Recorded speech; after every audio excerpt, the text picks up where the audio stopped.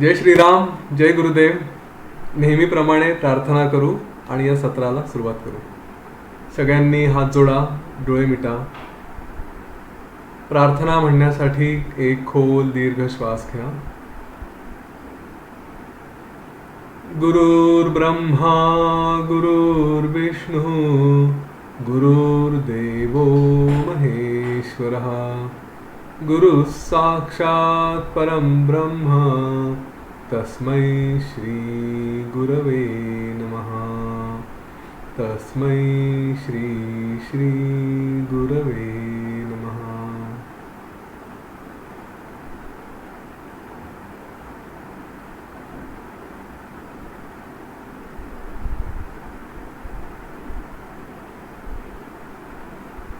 जय गुरुदेव.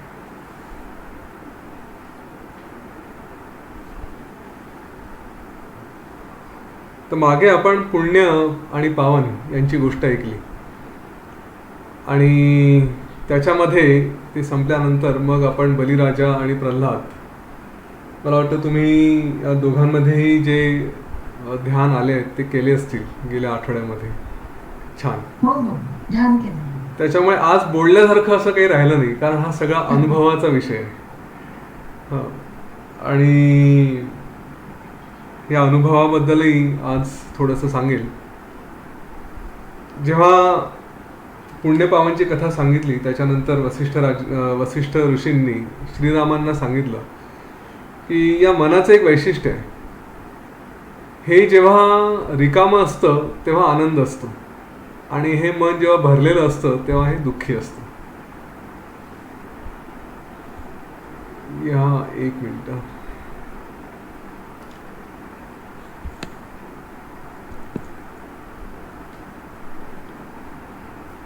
आवाज हळू येतोय, असं आहे का? आवाज हळू येतोय?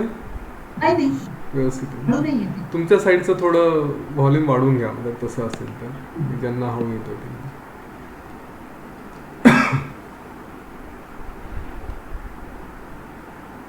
तर या मनाचं हे वैशिष्ट्य आहे की रिकामं असेल तेव्हा बघा, आणि आपण सगळा प्रयत्न हाच करतो ना की मन रिकामं असावं, नाही का? काय प्रयत्न असतो की डोक्यामध्ये काहीतरी सतत सतत सतत विचार चाललेले असतात. कधी कधी असं वाटतं की हे विचार आनंद देत आहेत, काहीतरी प्लेजंट अशा जुन्या रम्य आठवणी असतील, मग ते कुठल्याही असू द्या, अगदी आपल्या स्वतःच्या लहानपणाच्या असतील, तरुणपणातले असतील, किंवा आपल्या संबंधित जे आपले नातेवाईक असतील, मुलं नातवंड, किंवा काही विशेष घटना असतील, तर ते विचार असताना असं वाटतं की वा किती छान चाललंय, असा आनंद होतो असं वाटतं. पण ते संपल्यानंतर त्यावेळेस मग असं एक आपण थोडेसे दीर्घ उसासे सोडतो का?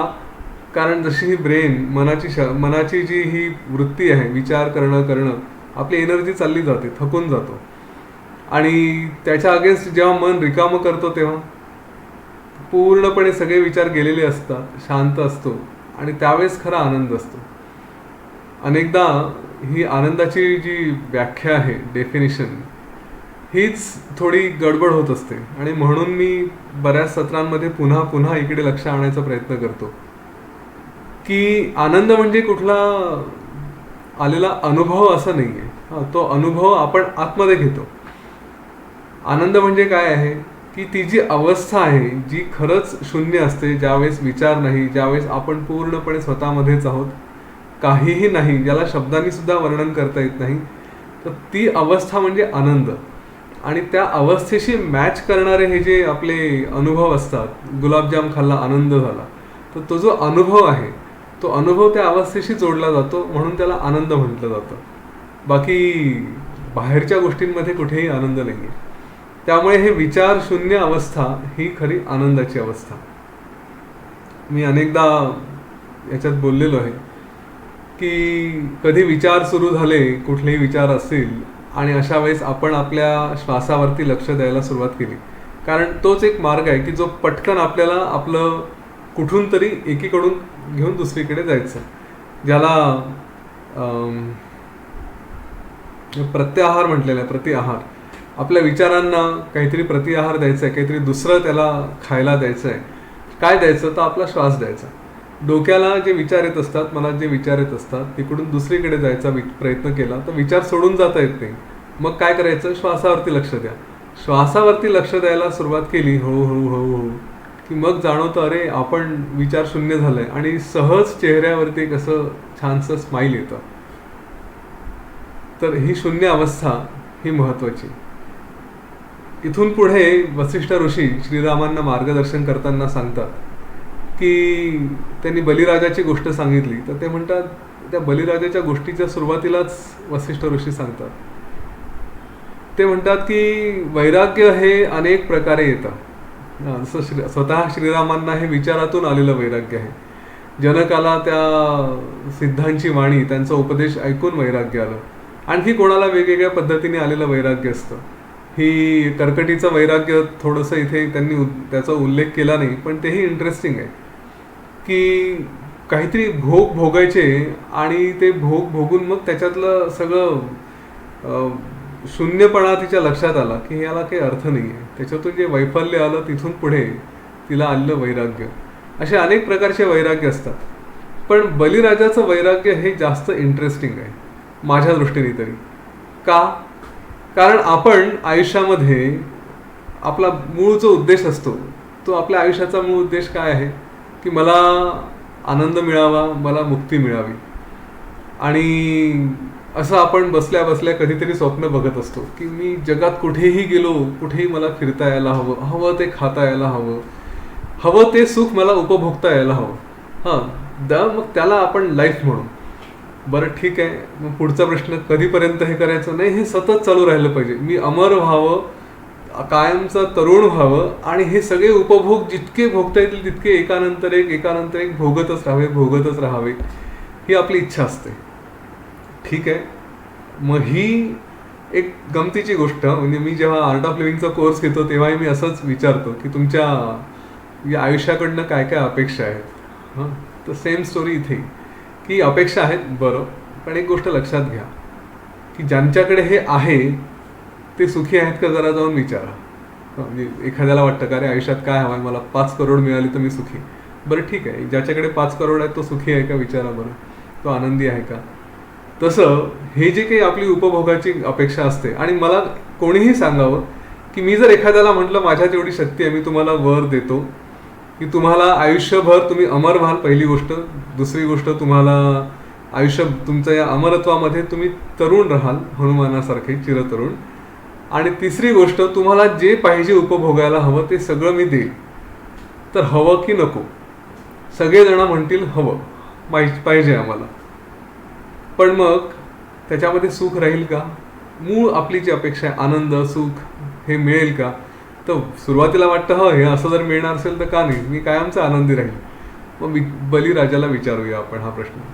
बलिराजानी त्याच्या आयुष्यात काय नव्हतं, सगळ्या प्रकारचे सुख होते, सगळे उपभोग होते, पण तरी सुद्धा या उपभोगातून त्याला वैराग्य आलं. का आलं? तुम्ही सगळ्यांनी वाचलंय. अतिशय इंटरेस्टिंग भाग आहे हा, अतिशय महत्त्वाचा विषय आहे की सगळे सुख भोगत असलो तरी हे भोगण्यासाठी पण कष्ट तर घ्यावेच लागतात. खाण्यासाठी तर तुम्हाला चला कोणी भरवणी दिलं तरी चावून गिळून हे कर्तव्य आपल्यालाच पार पाडावे लागतील. बरोबर आहे.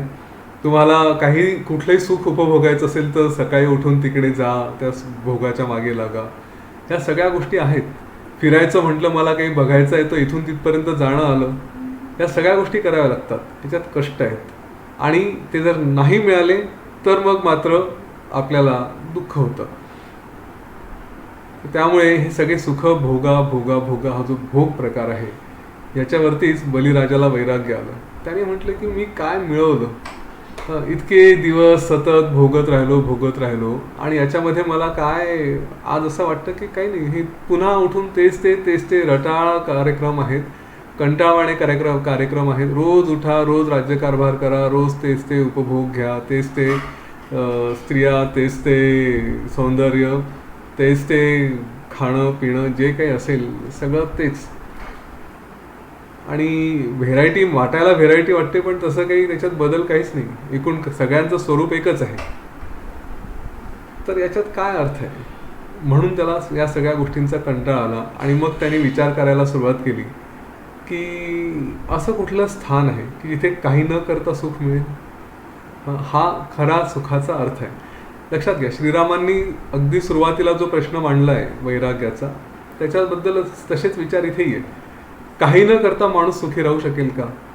ते एखाद्याला म्हटलं की चल तू काहीच करू नको, तुला तुझ्या सगळ्या सुखसोयी ज्या काही हव्या आहेत त्या तुला तिथे अंथरुणात बसल्या बसल्या देईल, पण तरीही कष्ट करावेच लागतील ना. किती वेळ एका ठिकाणी बसून राहणार आहे माणूस? म्हणून आणि काही करायचं म्हटलं तर उठून काहीतरी करावं लागेल. पुन्हा तोच प्रश्न. श्रीरामांचं म्हणणं तेच होतं, काहीही न करता सुखी होऊ शकेल का? आता काही न करता कसं काय शक्य आहे? कर्म तर करावे लागतील ना.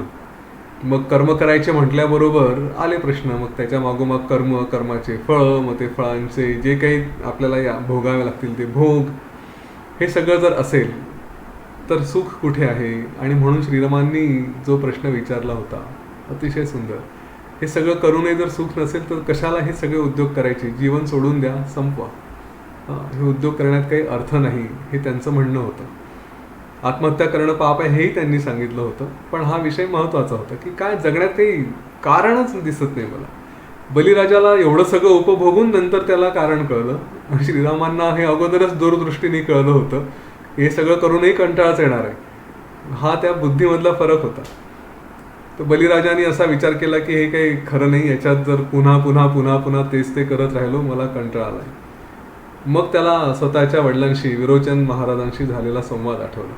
आणि तो संवाद तुम्ही सगळ्या ध्यानाच्या माध्यमातून बघितला आहे.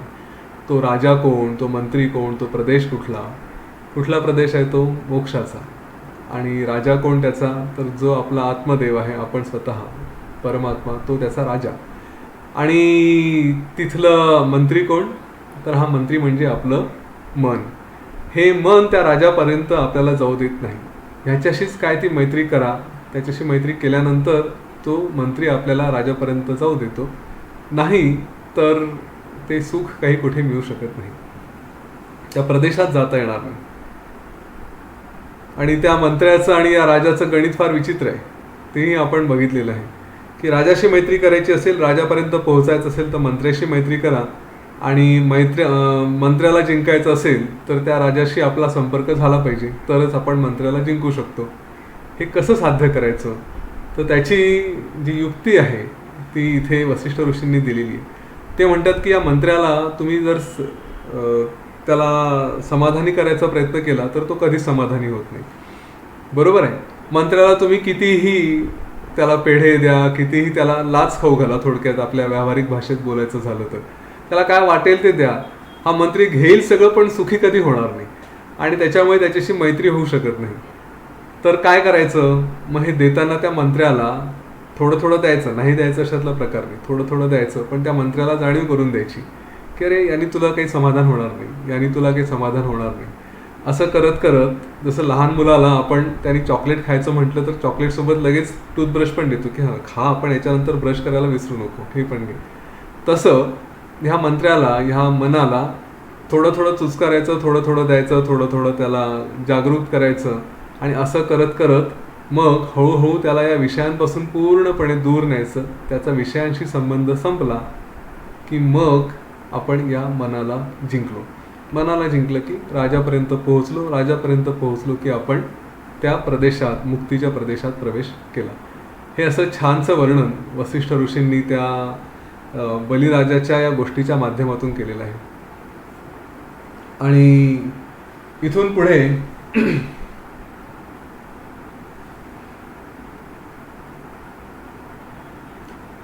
एकदा ही अवस्था प्राप्त झाली, एकदा हे कळायला लागलं की ह्या मनाला कसं जिंकायचं हे लक्षात यायला लागलं की मग पुढे आपण त्या स्थितीत पोहोचलो. पण ज्यांना ह्या सगळ्या गोष्टींची जाणीवच नाही, म्हणजे अगदी साधारण माणसं आहे तुमच्या माझ्यासारखे जे संसारात आहेत, व्यवहारात आहेत, त्यांनी हा मार्ग कसा घ्यायचा? त्यांना त्या पदाला पोहोचायचं असेल तर कसं पोहोचायचं? कारण बलिराजा होता, त्याला उपभोग घेतल्यानंतर आलेलं वैराग्य आहे असं म्हणू शकतो.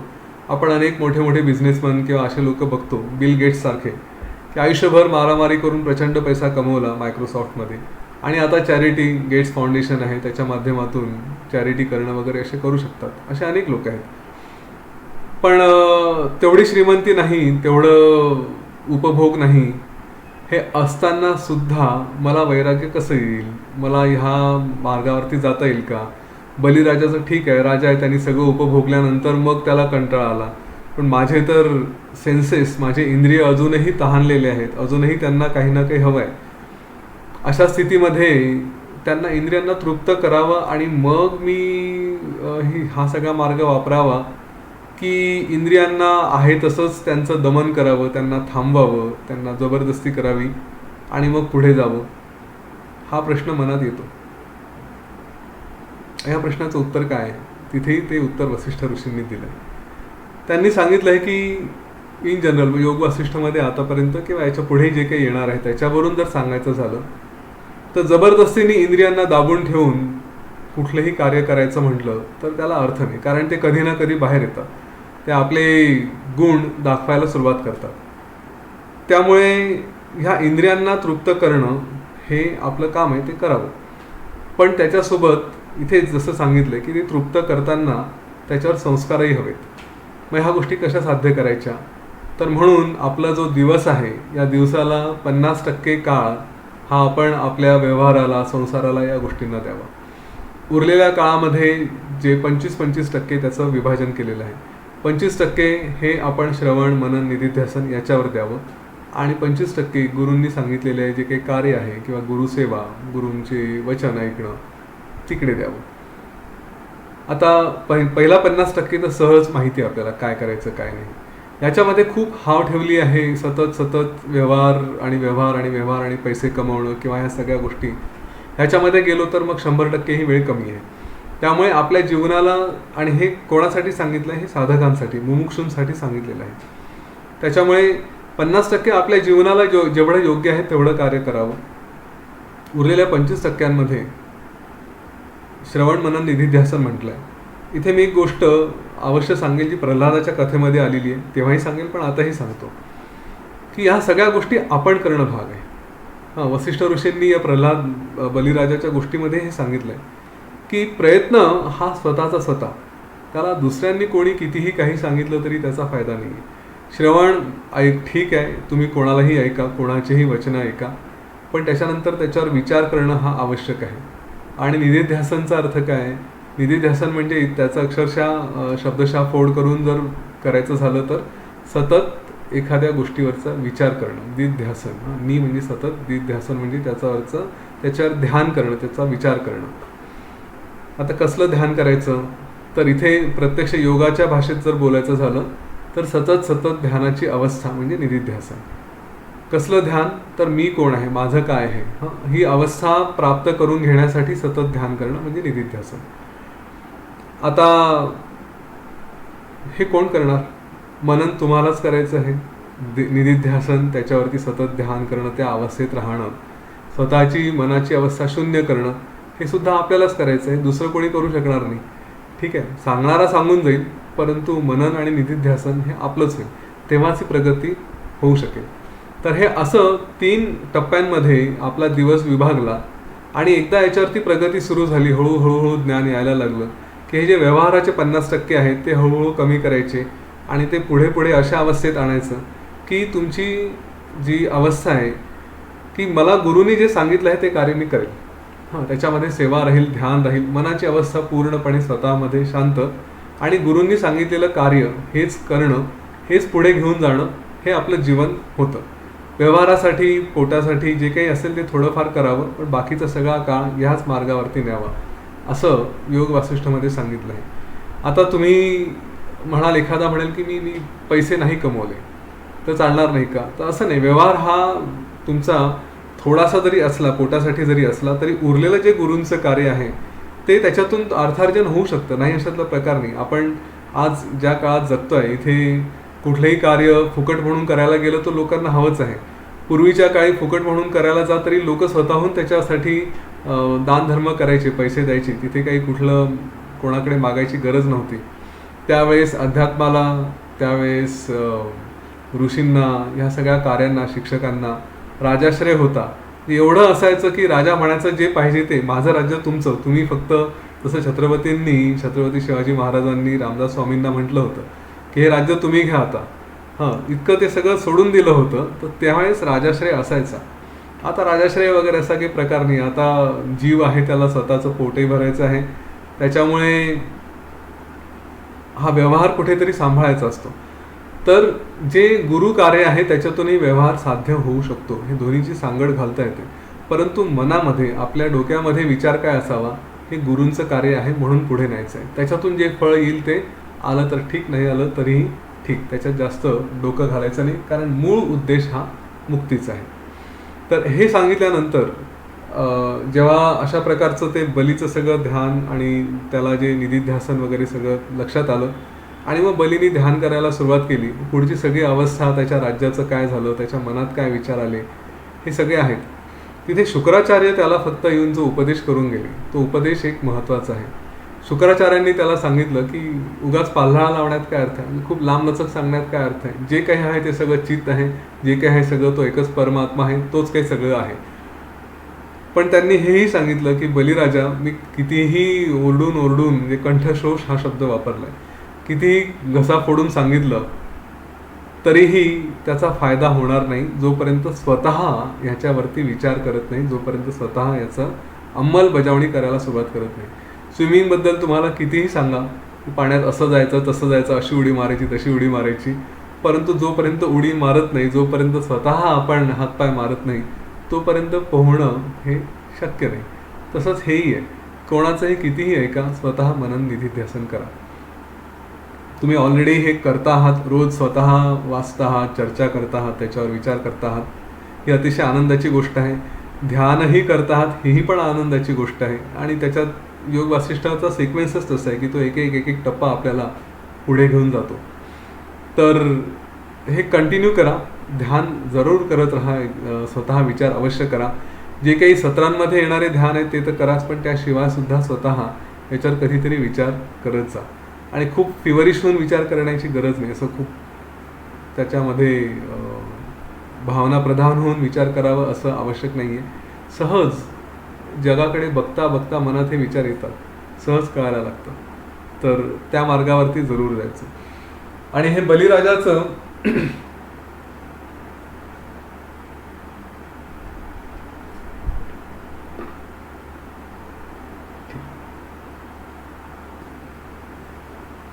हे बलिराजाचं प्रकरण संपल्यानंतर मग प्रल्हादाची पण गोष्ट सुरू होते.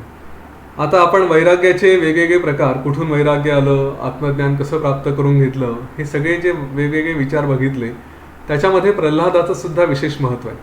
कारण योग वासिष्ठामध्ये एक कुठेतरी असा भाव निर्माण होऊ शकतो की मला कुठल्याही भक्तीची गरज नाही. गुरूंप्रती भक्ती वगैरे असं खूप जोर देऊन सांगितलं योग वासिष्ठमध्ये, अशातला प्रकार नाही. श्रीमद भागवत घ्या, पहिल्या ओळीपासून त्याच्यामध्ये केवळ भगवंत भगवंत भगवंत आणि त्यांचं रूप आणि त्याच्याबद्दल मनामध्ये भक्ती, हाच प्रकार आहे. परंतु योग वासिष्ठामध्ये काय, तर तो केवळ आत्मदेव आणि स्वतः मी, माझे प्रयत्न, माझ्या प्रयत्नांनी मला जे साध्य करायचं आहे ते, आणि जे काही असेल ते माझं मूळ स्वरूप, म्हणजे सगळा फोकस त्या मी आणि माझ्या स्वरूपावरती आहे. इथे गुरूंचं महत्त्व फक्त मार्गदर्शन, त्यांच्याकडनं झालेला उपदेश किंवा एखाद दोन वेळेस कुठेतरी कृपा या विषयावरती आहे. पण प्रल्हादाच्या कथेच्या माध्यमातून त्यांनी भक्तीचा सुद्धा एक छानसा अध्याय इथे समोर मांडलेला आहे. भक्तीचा उपयोग त्यांनी सांगितला. प्रल्हादाची अवस्था काय होती, हिरण्यकश्यपूचा वध झालेला होता. हिरण्यकश्यपूच्या वधानंतर सगळीकडे सगळेच दैत्य, त्यांचे हाल झाले होते. त्यांच्यामध्ये असा कोणी वाली असा राहिला नव्हता. प्रल्हादाने विचार केला की ह्या भगवंताशी, विष्णूशी आपण किती, या राक्षसांनी किती लढलं तरी हे कधीही विजय मिळू शकणार नाही, कारण तो सर्वश्रेष्ठ आहे. मग का असा विचार करू नये की ज्यांच्याशी आपण जिंकू शकत नाही त्यांच्याशी मैत्री करावी. आणि प्रल्हादाच्या मनामध्ये अगोदरच भक्ती होती, म्हणून त्यांनी त्या प्रल्हादानी भगवंतांची प्रार्थना सुरू केली. त्यांच्याबद्दल त्यांनी असा विचार केला की चला मी यांची भक्ती करेल, यांचीच पूजा करेल. आणि हा जो पूजेचा विषय मांडलेला आहे हे खूप छान आहे योग वासिष्ठमध्ये. त्याने विचार केला मी यांची पूजा करायला सुरुवात करेल. पूजा कशी करायची त्याचंही वर्णन इथे थोडक्यात दिलेलं आहे, पण ते फार छान आहे की ज्याची पूजा करायची तोच आपण व्हावं. प्रल्हादाने ठरवलं की मी भगवान विष्णूंची पूजा करेल, तर मी पूजा कशी करेल, मी स्वतः भगवान विष्णू होऊन त्यांची पूजा करेल. आणि म्हणून त्यांनी स्वतःला त्या स्वरूपामध्ये एक इमॅजिन करायला सुरुवात केली, तसं बघायला सुरुवात केली की मी स्वतःच भगवान विष्णू आहे, माझं स्वरूपच असं आहे. स्वतःला डोळे मिटल्यानंतर त्या स्वरूपामध्ये त्यांनी न्यायला सुरुवात केली. तुम्ही ध्यान केलं असेल, कदाचित तसं केलंही असेल, मला केलं आहे ना, छान. तर मी स्वतःच भगवान विष्णू आहे, माझ्याच डोक्यावर मुकुट आहे, मलाच हातामध्ये शंख चक्र गदा पद्म हे सगळे जे काही असतील माझे आभूषणं अस्त्र हे सगळं काही आहे, माझं रूप असं आहे आणि हे अतिशय सुंदर आहे. तर अशा रीतीने त्यांनी स्वतःला भगवान विष्णू समजून मग पुढे ती पूजा करायला सुरुवात केली. तर ते जे तो जो प्रवास आहे या पूजेचा, हा अनुभव खरंच छान असतो आणि मी म्हणेल वारंवार करता आलं तसं जरूर करा. तर याचे जे अनेक स्वतःला होणारे फायदे आहेत, स्वतःचं स्वरूप समजायला लागतं. आपण कुठेतरी निराशा असेल ती चालली जाते. आपल्या या स्वरूपामुळे आपण स्वतःला समजायला लागतो की अरे, हे जर माझं मूळ रूप असेल, हा जो विराट पुरुष आहे, विराट पुरुषाचंच त्यांनी स्वतःचं ते वर्णन केलेलं आहे, तर त्याच्यासोबत येणारे गुणसुद्धा माझ्यामध्ये असायला हवे. जे काही असतील, दया, क्षमा, मुदिता, करुणा, हे सगळे जे काही गुण असतील, हे सगळे गुण पण माझ्यामध्ये असायला हवे. हे जे वासनांच्या प्रती मी जो धावत असतो, या वासनासुद्धा माझ्यामध्येच आहेत. त्या विराट पुरुषामध्ये काय नाही आहे, त्याच्यामध्ये सगळंच काही सामावलेलं आहे. मग कुठली वासना ही आपली बाहेरच्या गोष्टींची असते, तर त्या बाहेरच्या गोष्टीसुद्धा माझ्यातच आहेत. मग त्याच्यामुळे मला वासनांची सुद्धा गरज नाही. हे थोडा विचार कराल तर असं लक्षात येईल की जे काही आपल्या वागण्यामधले वेगवेगळे त्याला खाचे आहेत, कंगोरे आहेत, ज्या ज्या गोष्टी आपल्याला आपल्या स्वतःपासून दूर घेऊन जाणाऱ्या आहेत, त्या सगळ्या गोष्टी आपल्यामध्येच आहे. त्या मी विराट पुरुष आहे आणि माझ्यामध्ये या सगळ्या गोष्टी आहेत. या गोष्टी जाणवल्यानंतर मग आपण स्वतःपासून दूर जात नाही. हे त्यांनी स्वतः इमॅजिन केलं आणि त्याच्यानंतर पुढे मग त्यांनी ज्या 2 प्रकारे पूजा केली, एक आहे मानसपूजा आणि दुसरी आहे त्याचं बाह्यपूजा, आंतरपूजा आणि बाह्यपूजा असं त्याचं वर्णन आलेलं आहे. तर मानसपूजा म्हणजे काय, मग त्यांनी असं समजलं की चला, माझा हा भगवान विष्णू मी जरी स्वतः असलो तरी आता मी हे होऊन या विष्णू भगवानाची पूजा करतोय. तर कशी करतोय भगवंताची पूजा, मग त्यांनी पुन्हा तसंच रूप आपल्यासमोर डोळ्यासमोर आणलं, डोळे मिटून, आणि ही मानसपूजा केली. मग पूजा करताना आपल्याला काय लागतं, जसं पूजेचं साहित्य असतं की त्याच्यासाठी हार, फुलं, गंध असेल, अक्षता असतील, हळद, कुंकू, जे काय असेल, हे सगळं साहित्य गोळा केलं आणि आपण मनातल्या मनात प्रत्यक्षात जशी पूजा करतो तशीच त्यांनी मनातल्या मनात सुद्धा त्या भगवंताची पूजा केली. आता एवढं केल्यानंतरही त्याचं समाधान झालं नाही, कारण आजूबाजूला सगळे राक्षस होते. मग राक्षसांना सुद्धा ती गोडी लाभावी म्हणून त्यांनी भगवान विष्णूंची छानशी मूर्ती तयार केली आणि त्या मूर्तीची सुद्धा पूजा करायला त्यांनी सुरुवात केली. आता आपला राजाच जर विष्णू भगवानांची पूजा करतो आहे हे बघितल्यानंतर सगळ्यांनीच त्यांच्याकडे भगवान विष्णूंची पूजा करायला सुरुवात केली. तर असं करत असताना एक जी त्याच्या मनाची अवस्था होती प्रल्हादाची, की त्याला कुठेतरी वैराग्य आलं, कुठेतरी ज्ञान व्हायला लागलं की अरे, आपण ही पूजा करतो आहे, परंतु मनामध्ये थोडीशी तो जो एक अंश होता भोगांचा, एक विषयांचा, की याच्यात सुख आहे की नाही, कधीतरी सुखाचा शोध घ्यायला जायचं, कधीतरी भोगायला जायचं आणि पुन्हा त्याच्यापासून मागे यायचं. असं जे त्याचं दोलायमान अवस्था होती की आहे की नाही, सुख घ्यावं की नाही, असं जे त्याचं चाललं होतं, ते भगवान विष्णूंच्या लक्षात आलं. ते त्याच्या भक्तीवरती प्रसन्न झाले आणि ते स्वतः क्षीरसागरातून येऊन ह्याच्यासमोर उभे झाले. भगवान प्रल्हादावरती प्रसन्न झाले होते. मग आपण बघितलं की त्यांनी त्यांची जशी स्तुती केलेली आहे भगवंतांची, ती सगळी स्तुती इथे दिलेली आहे पुस्तकामध्ये. तर ती स्तुती ऐकून मग भगवंतांनी विचारलं की प्रल्हादा, मी तुझ्यावर प्रसन्न आहे, तुला काय वर हवा तो माग. प्रल्हादानी अतिशय हुशारीने जे हवं ते मागून घेतलं.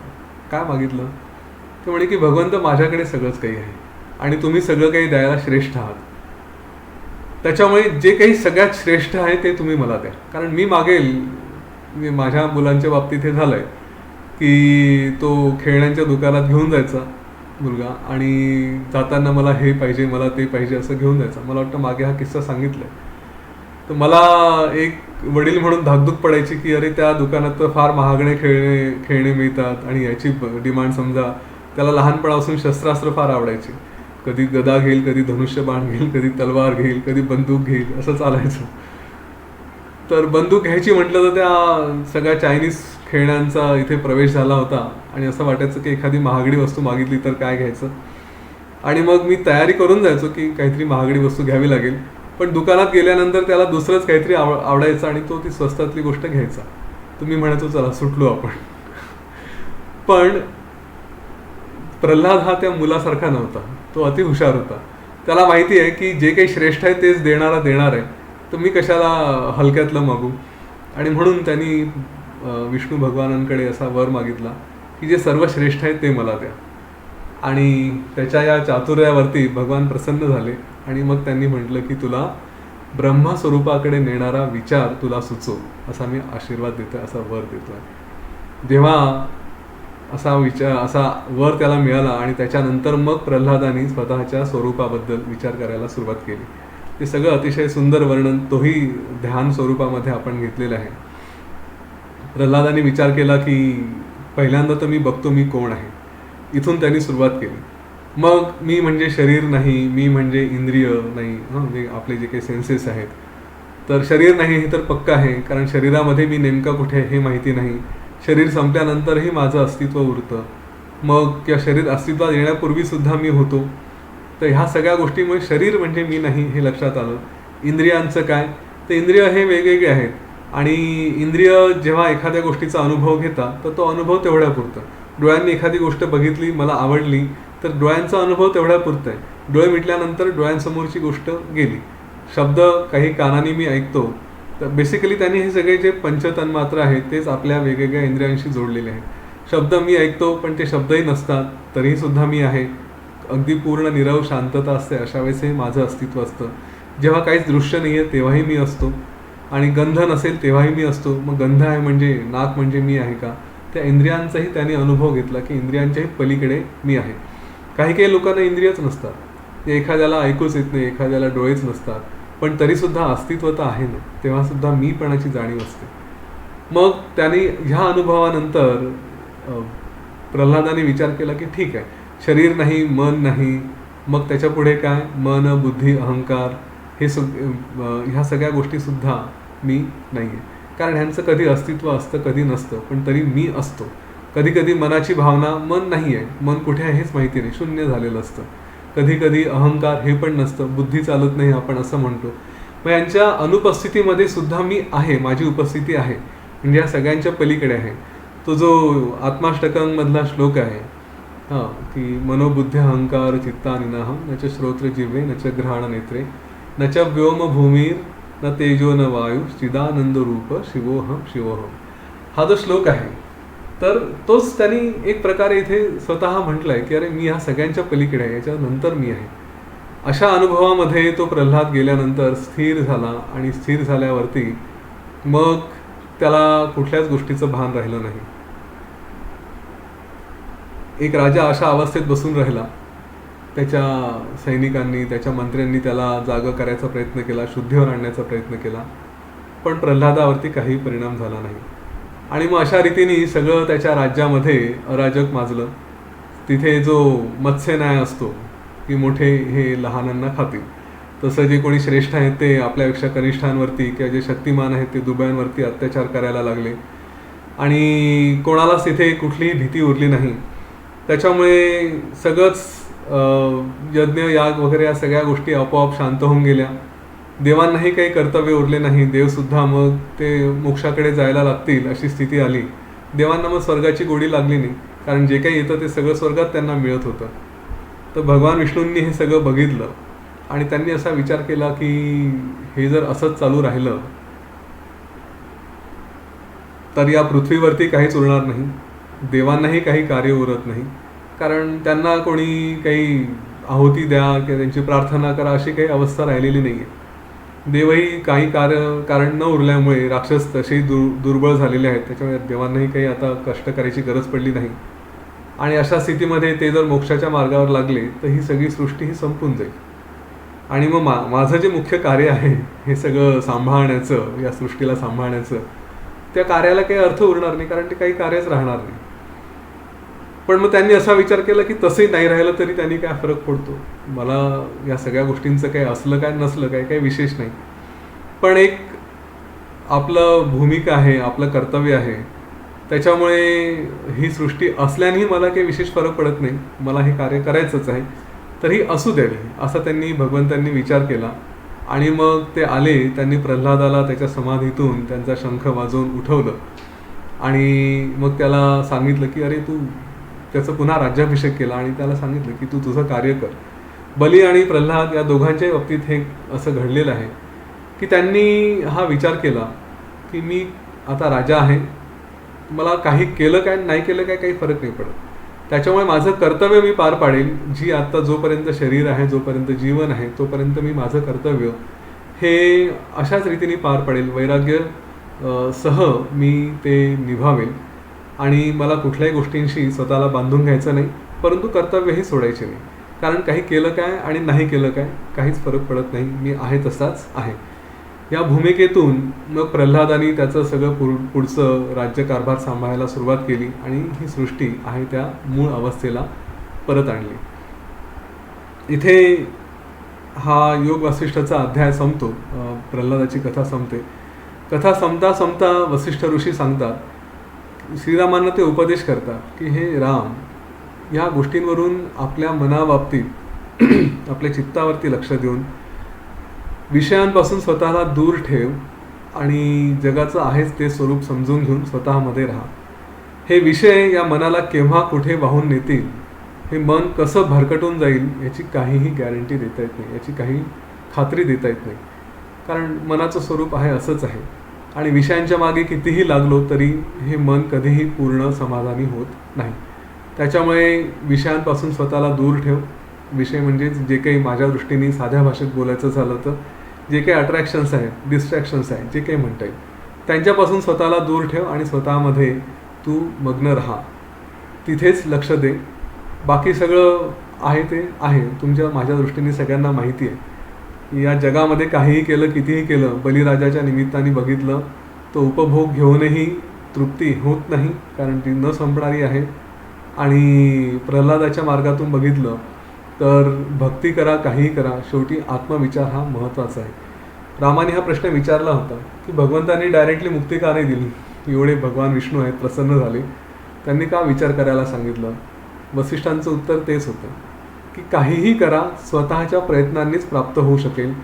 अगदी तुम्हाला समोरून येऊन परमेश्वर देऊन जाईल की अरे हे घे, पण ते घेण्यासाठी आपली शक्ती पाहिजे, त्याचा विचार करावा लागतो, त्याच्यानंतर पुढे त्याच्यावर मनन आणि निधिध्यासन हे झालं पाहिजे.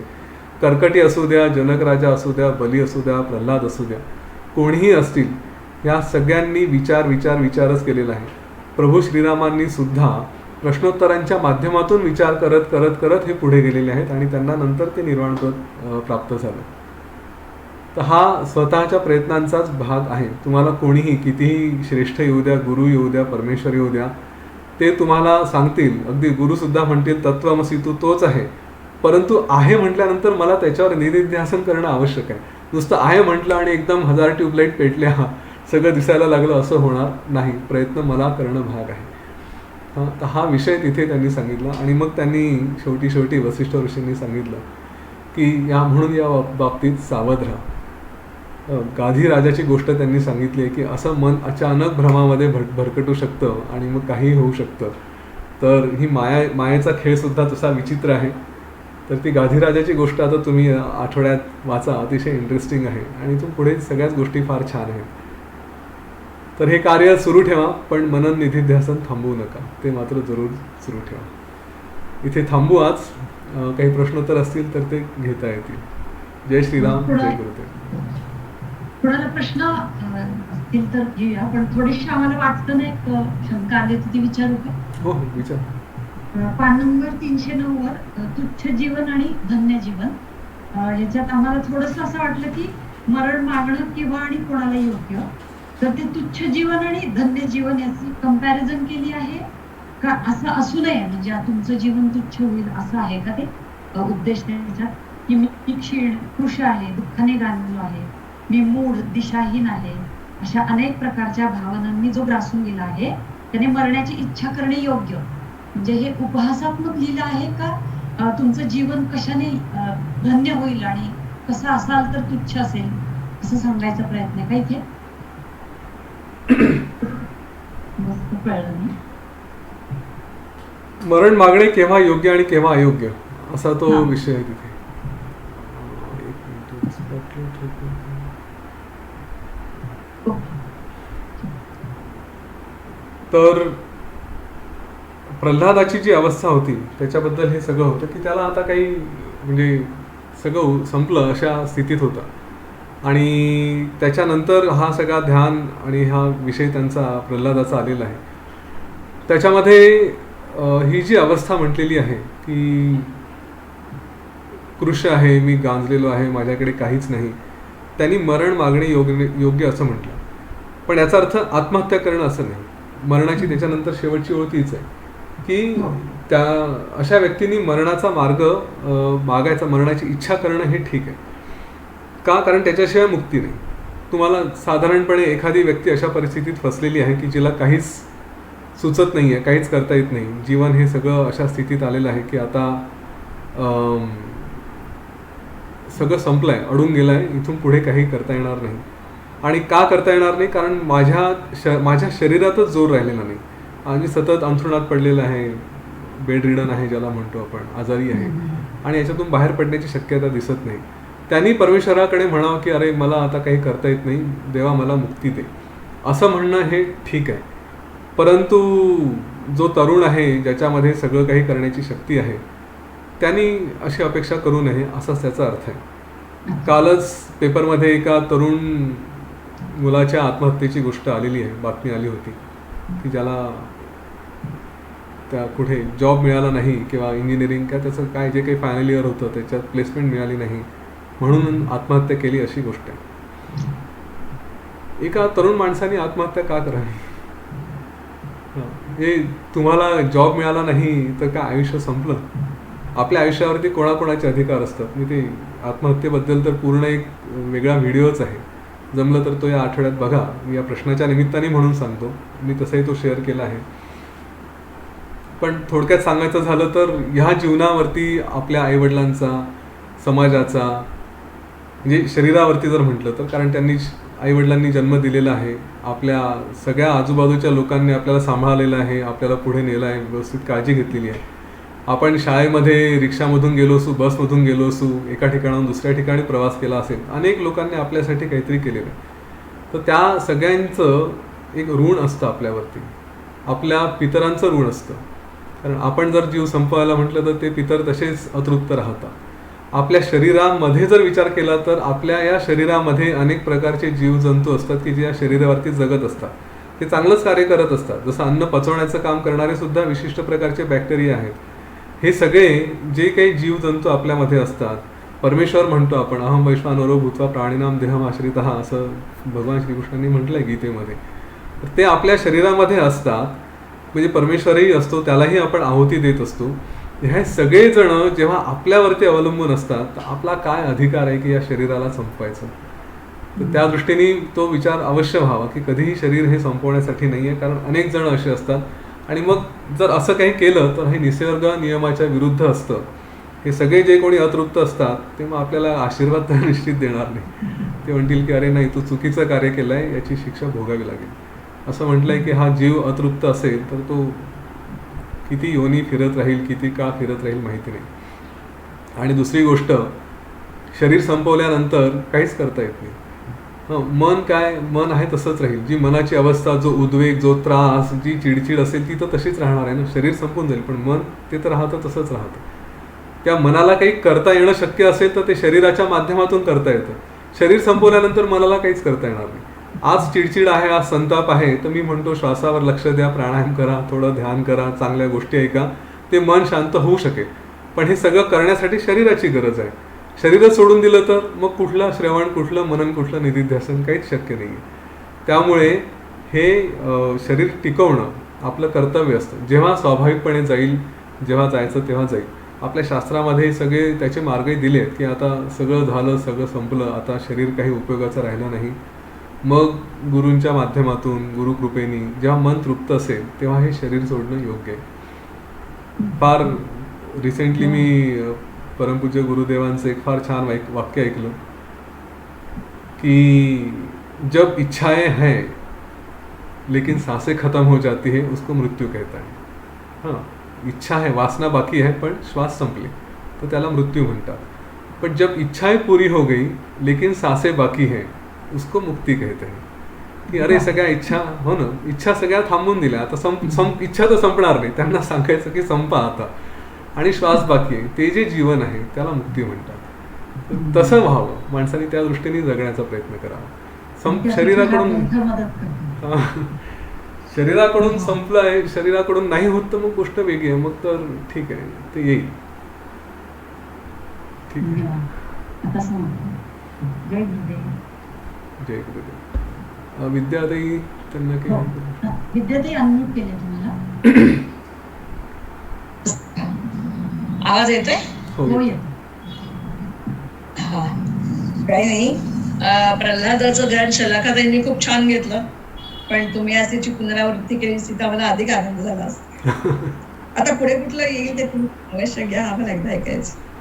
चालेल. वेळेचा अभाव असतो, म्हणजे मला एका आठवड्याचे कंटेंट्स एका सेशन मध्ये घ्यायचे असतात एका तासात, आणि ध्यान हे 20 मिनिटं तरी जातं. पण ते सरांनीच घेतलेलं ध्यान आहे, त्यामुळं मागच्या सेशन मध्ये सरांचेच आहेत ते इन्स्ट्रक्शन, मी फक्त शेअर केलं होतं. तर एकदा घ्यावं ही विनंती. हो, घेऊ आपण पुन्हा, तसं काय हे चालूच राहणार आहेत, होतील. तुम्ही स्वतः तो युट्यूब व्हिडिओ लावून द्या, प्ले करू शकता, तोही चॉईस आहे. ते झालं बरेचदा करून. अच्छा, काय होत नाही, पण आपल्या तरुण एकदा ऐकायला चालेल, करूया, काही हरकत नाही. पुढच्या रविवारी तेही घेऊ आपण, निश्चित. हा, चालेल चालेल. खूप खूप धन्यवाद. हरिओम सर. एक्चुअली मैं आपको ये प्रॉब्लम तो बता चुकी हूँ पहले, ऐसा समझ में नहीं आ रहा है. ये तो बहुत अच्छा चल रहा है, शलाकाताई बहुत ही अच्छे से एकदम क्लैरिफाई कर रहे हैं. और मेरा पिछले 1-1.25 महीने का लगभग छूट गई, मैं बहुत पीछे रह गई हूँ पढ़ने के लिए. अब कंटिन्यू कर रही हूँ ये लोग जो पढ़ रहे हैं. मैं जस्ट मैंने सर आपको इन्फॉर्म कर दूँ तो मेरा ऐसा थोड़ा कॉन्फिडेंस लेवल बना रहता है कि सर को पता है कि मैं पीछे चल रही हूँ. पता नहीं क्यों गुरु बोल दीजिए या जो भी एक है, तो उससे जस्ट मैंने आपको इन्फॉर्म किया कि मैं बहुत मेरा स्लो चल रहा है अभी. और अभी सब साथ में तो कंटिन्यू कर रही हूँ, पर जो छूटा हुआ है वो एकदम धीरे धीरे चल रहा है. तो बस यही बताना था. छोड़ना मत. आपकी अवस्था अगर ऐसी है कि आज पढ़ा नहीं तो कुछ तो गलत हुआ ऐसा लग रहा है, तो आप सही जा रहे हो. और अगर ऐसा नहीं है तो फिर थोड़ा अलर्ट हो जाइए. संपर्क से प्रेम बनता है, ये ध्यान में रखिए. और संपर्क टूटा तो प्रेम भी टूट जाता है. तो ध्यान रखिए कि आप थोड़ा एक वर्ड ही सही, एक लाइन ही सही, लेकिन पढ़ते रहिए. जी जी ठीक है. Thank you. कहीं कमेंट्स होते हैं?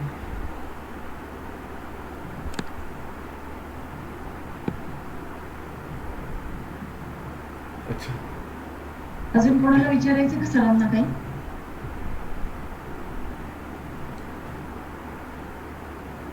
ठीक आहे, चालेल, थांबूया मग. हो, पुढच्या रविवारी भेटू. तुमचं सुंदरसं छानसं कार्य चालू ठेवा. हे चालू आहे, याच्यामुळे कितीतरी सकारात्मक गोष्टी कुठे ना घडत असतात. फार पुण्याचं काम चाललंय सगळ्यांचं. जय श्रीराम. जय गुरु. जय श्रीराम. जय गुरु. खूप छान झालं आजचं. नंतर ऐकल्यावर अजून छान वाटते ती सावकाश. एकदा ऐकून मन भरत नाही. जय गुरुदेव. आज संध्याकाळी 8 वाजता भेटूया. अभयजी भंडारींचं सेशन आहे 8 ते 9.